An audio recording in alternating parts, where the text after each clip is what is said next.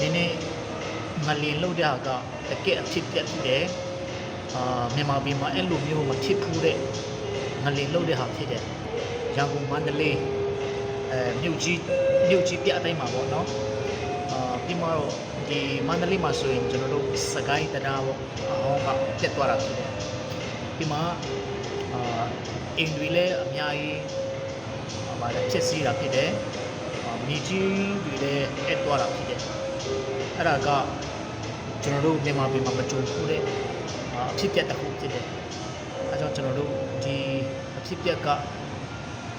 ဘယ်လိုမျိုးနဲ့ကျွန်တော်တို့ဖျားသခင်စီမှာကျွန်တော်ပြန်သွားရမှာလဲဆိုတော့ကျွန်တော်တို့စဉ်းစားမှာဖြစ်တယ်ကျွန်တော်တို့